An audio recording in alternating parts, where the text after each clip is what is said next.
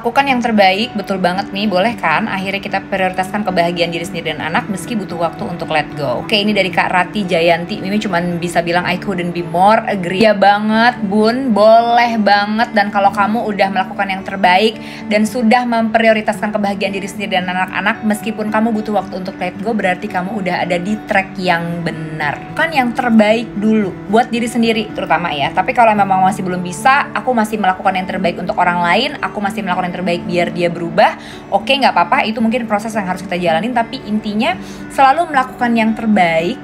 Apapun nanti hasilnya, menurut Mimi tidak akan pernah membuat kita kecewa. Selalu berusaha melakukan yang terbaik, jadi versi diri yang terbaik dibanding hari sebelumnya. Selalu berusaha untuk merespon ujian ini, kondisi ini dengan perilaku dan sikap yang terbaik.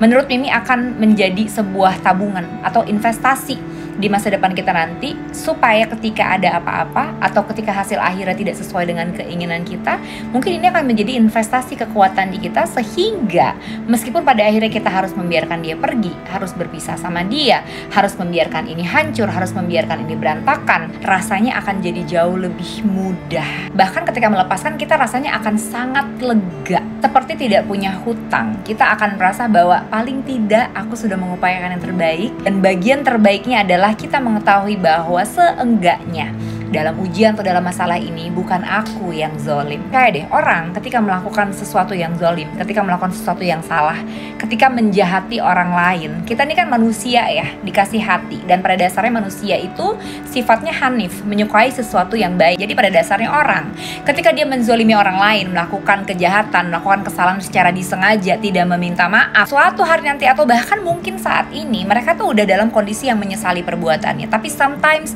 egonya terlalu tinggi, emosinya terlalu tinggi, berbagai macam alasan lain yang membuat dia nggak bisa menunjukkan sikap bahwa dia sebetulnya tahu dirinya ini salah. Biasanya orang-orang yang seperti ini akan berakhir penuh dengan rasa penyesalan, dan rasa menyesal ketika udah ending, ketika udah di akhir-akhir, ketika semuanya udah hancur berantakan, nggak bisa diselamatkan lagi. Itu adalah perasaan menyesal terburuk yang akan kita alamin. Harus bersyukur karena mungkin kita nggak akan merasakan itu. Kenapa? Soalnya kita dari sekarang udah selalu mengupayakan untuk melakukan yang terbaik, menjadi versi yang terbaik untuk menghadapi ujian ini, masalah ini. Bukan untuk berkompetisi dengan siapapun, bukan untuk main bener-beneran, bukan untuk main baik-baikan, bukan untuk main keren-kerenan, tapi untuk kedamaian jiwa kita, untuk kebahagiaan, sukacita yang kita rasain di dalam sini. Karena hidup itu dinamis, dia akan selalu ngasih kita kejutan. Nanti kita happy, kita ada masalah, nanti kita banyak rezeki, nanti kita datang sialnya, nanti kita datengin keberuntungannya. Tapi apa yang sebenarnya bisa kita kelola terus supaya dia selalu kondisinya baik-baik saja dan enak-enak saja? Kebahagiaan. Kita bisa aja ketimpa sial, kita bisa aja didatengin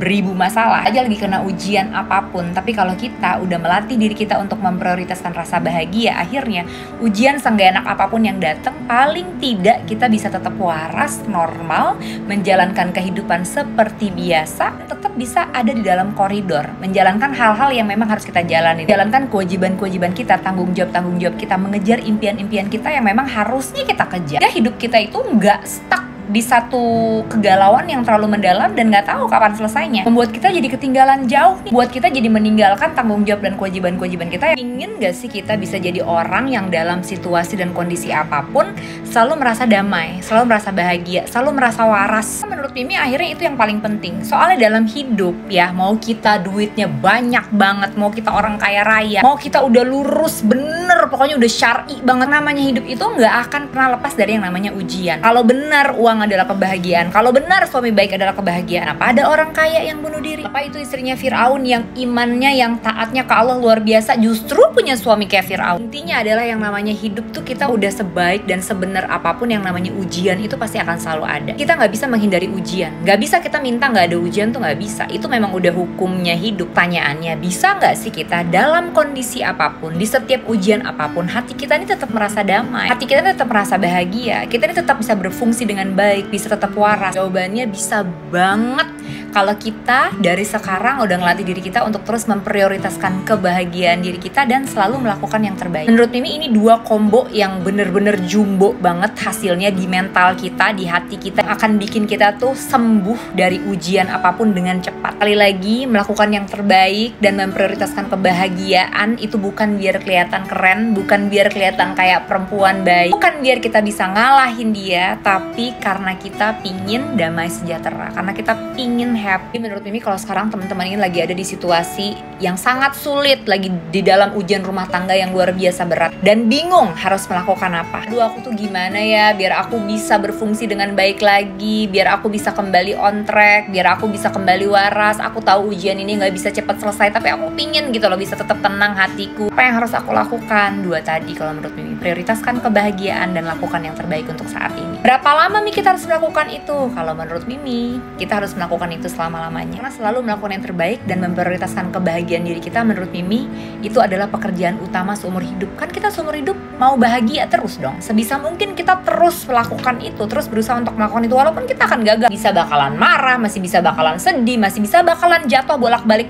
Tapi selama kita ingat kalau prioritas kita adalah kita mau melakukan yang terbaik, kita mau memprioritaskan kebahagiaan, kamu akan selalu back on track. Kita akan terlatih jadi perempuan-perempuan yang pandai menenangkan jiwa sendiri, yang pandai memenangkan sebuah ujian. Bukan menang dari orang lain, tapi menang dari rasa sedih, rasa galau diri sendiri. Swearly ya, meskipun teman-teman udah dengerin sharing-sharing yang positif seperti apapun, yang membuat teman-teman berubah jadi perempuan sepositif apapun, yang namanya ujian itu akan tetap mendatengin kita. Jadi di sini tuh sebenarnya Mimi yang bener-bener Mimi pingin banget adalah gimana biar kita semua nih saat menghadapi ujian apapun kita tuh bisa tetap waras, bisa tetap damai sejahtera, bisa tetap bahagia. Dan kabar baiknya, hal itu sangat bisa kita upayakan. Dengan dua tadi ya, mulai dari sekarang yuk kita selalu berusaha melakukan yang terbaik dan selalu berusaha untuk memprioritaskan kebahagiaan. Kalau jiwanya udah mandiri, nanti tuh perkara-perkara kayak ngelepasin orang-orang yang toksik, memutuskan sesuatu yang besar, menghadapi situasi-situasi sulit lainnya itu akan menjadi lebih mudah kalau jiwanya udah mandiri. Pokoknya intinya melakukan yang terbaik dan selalu memprioritaskan kebahagiaan itu nggak pernah ada ruginya buat kita. Inilah ya ibu-ibu, semoga kita berhasil.